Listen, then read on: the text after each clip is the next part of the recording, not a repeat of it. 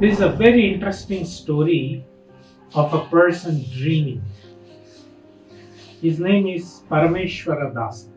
So he is a book distributor, distributing this knowledge of Gita and Bhagavata. He had a very interesting dream once.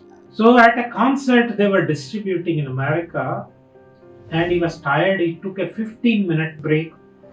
As he dozed off, the dream started.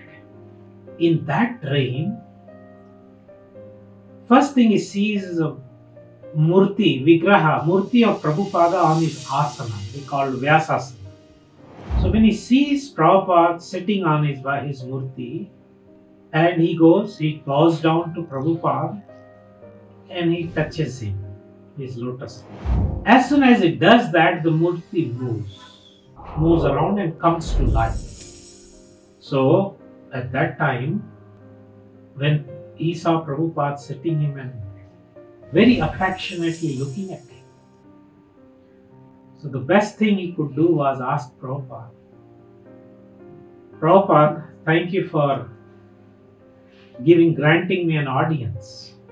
What can I do for you for your pleasure? So Prabhupada said, dear devotee, dear Parameshwara, I have a desire to preach. See, in temple now so many people. Can you stop somebody and bring him here? I want to preach.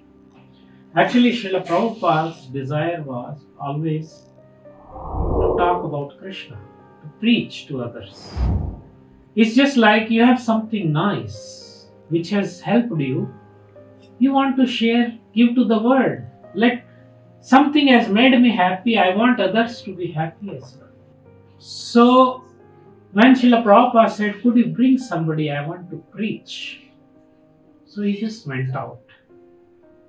And there was a crowd milling around, people going here, there, and excuse me sir, excuse me ma'am.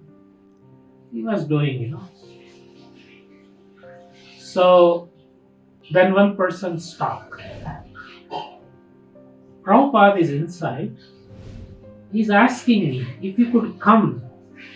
Our founder, our guru, spiritual master is inside. He is willing to preach to you. So he said he's going to talk about what? Then he brought out from his bag that he had with him a book called Science of Self-Realization.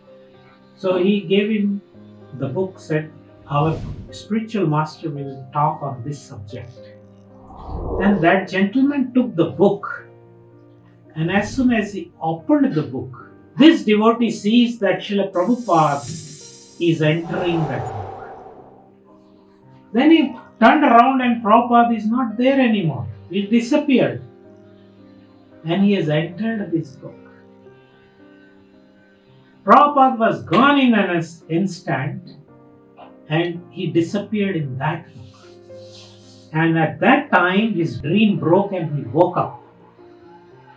So what he learned from this dream is the truth of Srila Prabhupada's statement that I live in my books. I'll never die. I will always live in my books. So Srila Prabhupada, the Guru comes in two forms. One is Vapu, one is Vani. Vapu is his personal presence, physical presence, which may not always be there, time and place. Guru is traveling in somewhere in the other state or another country, you can't have him with you. Or in another time, Guru is no more alive, then you cannot have physically associate. But Vani, the instruction, his teachings, if you follow that, you are always living with Guru. So when Srila Prabhupada was asked, what will happen to this huge international movement once you pass away? He said, I'll never die. I always will live in my books. And a sincere follower will live with me. So, Srila Prabhupada is preaching. Is not different from his books. So when we give these books to somebody, we give him Prabhupada. And Prabhupada is actually teaching him. the gift of these great books is actually we are gifting Prabhupada himself to those people. Hare Krishna.